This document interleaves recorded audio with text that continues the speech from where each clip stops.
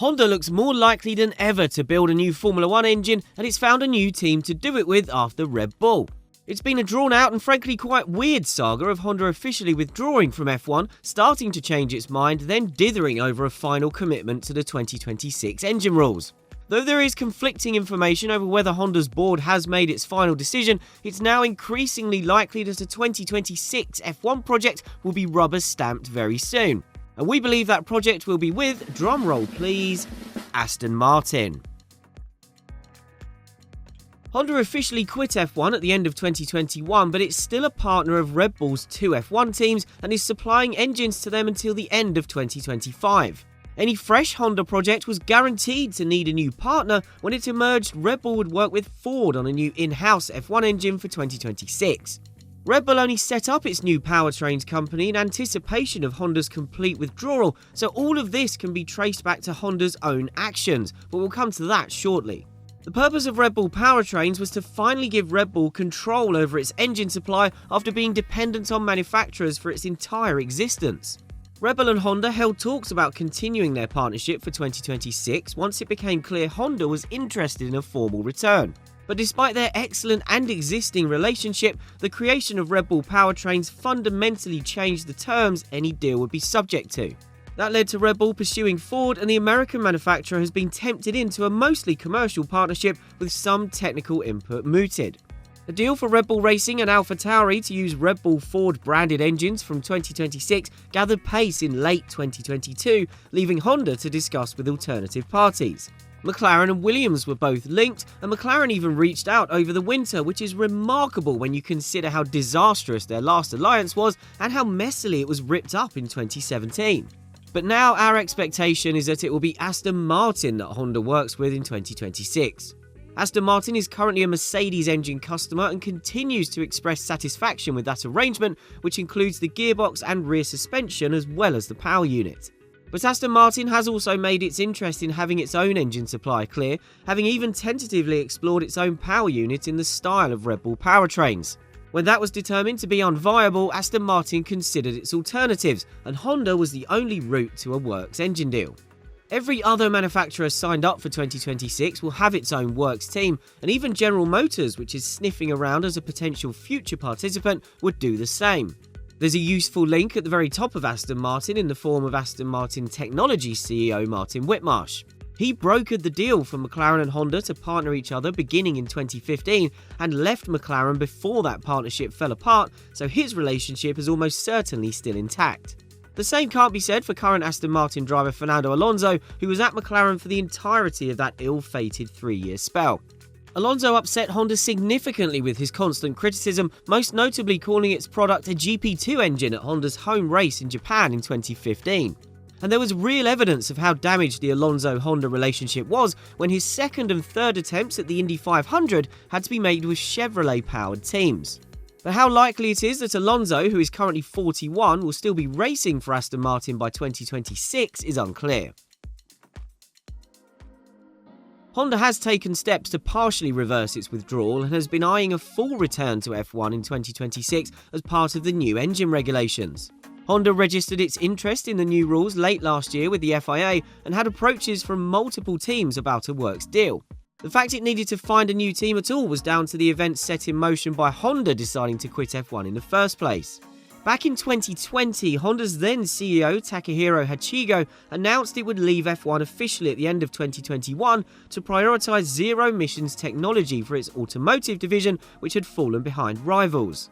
But this coincided with the Red Bull-Honda partnership gathering pace, and they won the Drivers' World Championship together in 2021. Red Bull and Honda struck a deal for Honda to keep supplying engines until the end of 2025, but in a less engaged capacity. At the same time, it became clear that Honda was rethinking its decision to quit.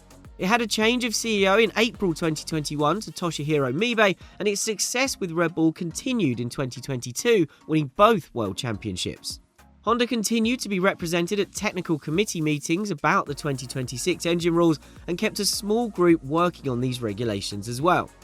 F1's rules around sustainable fuels and an increased electrical output with a more potent MGU-K more than compensating for the dropped MGU-H seem to give Honda an argument for such a project being compatible with its wider company goals.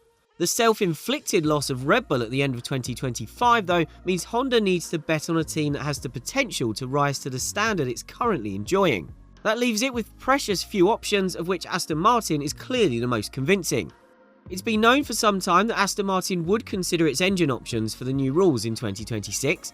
The team is currently beating its engine supplier and is second in the World Championship after making a huge step forward over the winter. But it still has a significant deficit to Red Bull, and it's a widely held belief in F1 that the team must have a works engine deal to win championships now, given the advantages it brings in terms of maximising the whole car package. The benefits are clear. Rather than receiving an engine designed to suit someone else's car perfectly, then potentially compromising your own design to fit best with that engine, with a works partnership there's a flow of information in both directions. That would allow Aston Martin's design team to potentially influence key features of a power unit that can impact the car and have a much clearer understanding of what it's working with than it would ever get as a customer to a rival team. Since F1's two-tier competitive picture was established in the middle of the last decade, Aston Martin has become the first team to genuinely break out of the midfield and get amongst the leading teams. But there will be concerns that its ultimate potential could remain limited while it's an engine customer, just as Red Bull found before it partnered up with Honda for 2019. Being affiliated with an engine manufacturer is a natural next step for such an upwardly mobile team and another statement of intent. Honda and Aston Martin have a previous connection. They had a brief overlap in F1 during Honda's first 2 years supplying Red Bull Racing with engines in 2019 and 20, as Aston Martin, under its previous ownership, was the team's title sponsor at the time. But Honda and Team Silverstone have real history. The 1998 and 99 seasons with Mugen Honda engines were the team's most successful back in its Jordan days, and a works engine supply followed.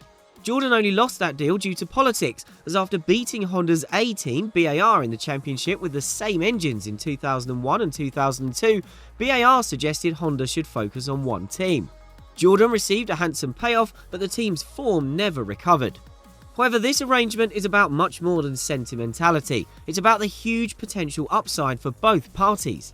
On the surface, Aston Martin would be aligning itself with the engine manufacturer that has been a key part of F1's current dominant force. Honda engines are already on course for another title double this year. A 2026 Honda engine will hardly be a turnkey project ready to go. Honda will need to restore itself to full force in Sakura, where personnel have been redeployed to other areas. There are also infrastructure demands to consider in Japan and in Europe, as Honda's previous UK facility is now part of Red Bull powertrains. But there is still time for Honda to get things right, especially given it is an active manufacturer. It's not yet clear how much Aston Martin or its partners like Aramco may work with Honda on the engine project. Collaboration will be key, because while Red Bull got its Honda working relationship right, McLaren before got things very wrong. The stakes are high for both sides, and neither party will lack motivation to make it work. Their respective resource commitments in recent years cannot be questioned either. It was not long ago that Honda was pumping in hundreds of millions a year to turn its F1 project into a successful one, and Aston Martin's investment in Team Silverstone has given a similar money-no-object impression at times. The team harbours big ambitions as part of a multi-year plan to become title challengers. It will move into a brand new factory very soon and will have a new wind tunnel in use in the second half of 2024. That's plenty of time to fine-tune it so the 2026 car can fully benefit from the new facilities from start to finish. What Honda and Aston Martin are doing right now may not guarantee success in a future together, but they are both currently reaping the rewards for different kinds of commitments. Getting together for 2026 and beyond comes with such a high potential upside that it's easy to see why this partnership appeals.